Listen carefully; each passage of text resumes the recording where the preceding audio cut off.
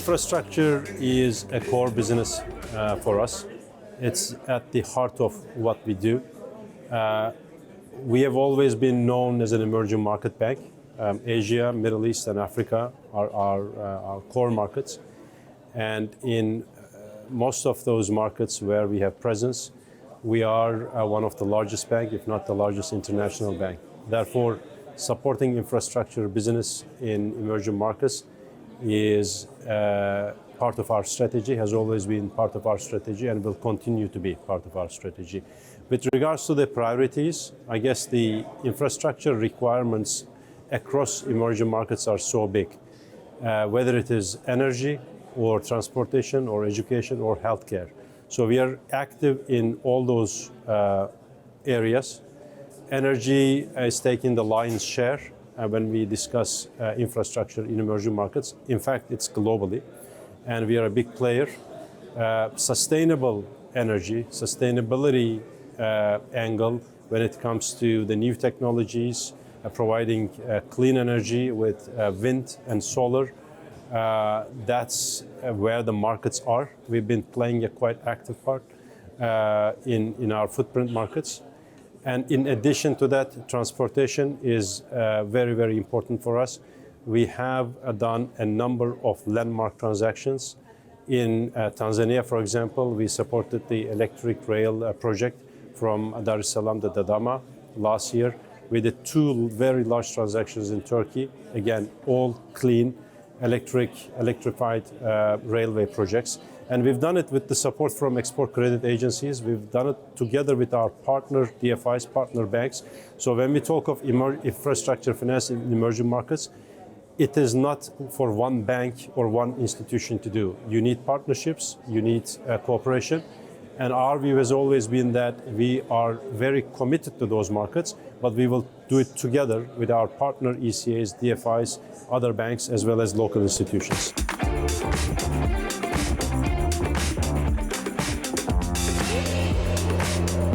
In the Middle East, energy transition is a top priority in the region. And if you look at all across the countries, every country has set very, very stringent objectives in terms of diversifying the fuel source. Saudi Arabia itself has committed to install 58,000 megawatts of power by 2030. UAE itself, by 2050, 50% of their overall capacity will be sourced by renewable energy. Oman, likewise, they're setting a 30% target. If you look at Morocco, they've got the most stretched objective at 70%. So solar projects, wind projects, going forward, we'll see plenty of those projects across the region. Besides solar and wind, we're also seeing green hydrogen. By 2050, forecast is 25% of the world's oil could be displaced by hydrogen. Likewise, world's 12% of energy mix by 2050 would be green hydrogen. 70% of the cost of green hydrogen is actually renewables, and Middle East has the lowest tariff in the world. So we would expect green hydrogen to be a key component of the energy transition. Besides solar and green hydrogen, we're also seeing lots of waste-to-energy projects in the region. The region has very low recycling, currently 5%. 95% of the waste actually goes to landfills. So we've, Standard Chartered Bank, structured last year one of the largest waste-to-energy projects in the world in Dubai, where one project is actually recycling 60% of the entire waste, which will save 65 million tons of CO2. Besides the renewables, the other key sector where we see lots of investment is actually on the PPP side. And on the PPP side, what we're seeing is on the water side, desalination projects, sewage treatment plants, transmission and distribution, as well as water storage, all to attract private capital and project financing.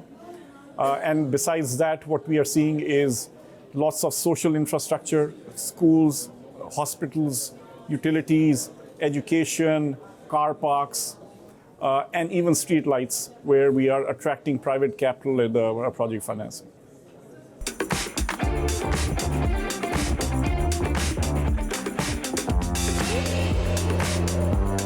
So GCC has been has got windfall revenues this year because of high oil prices. So all GCC countries, which are the 6 large countries, have twin surpluses, both fiscal as well as current account.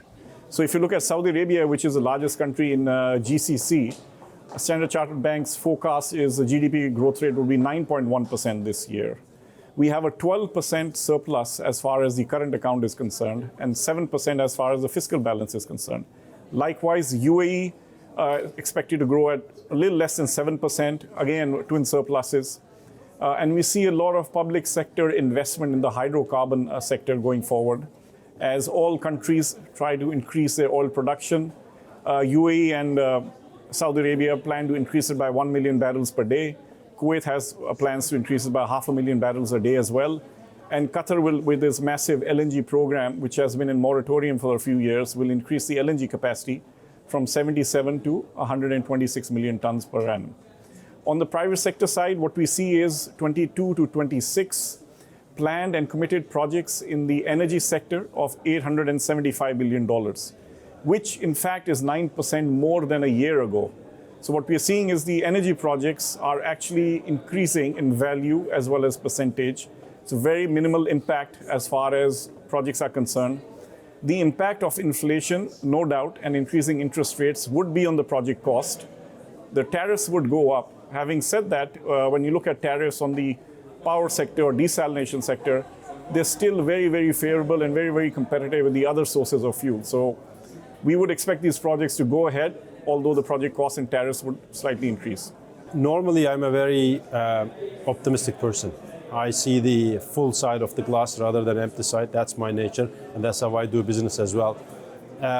Under current macroeconomic conditions, I'm a bit subdued in that the headwinds towards emerging markets, and when we look at the long-term financing, normally we mobilize to finance infrastructure projects.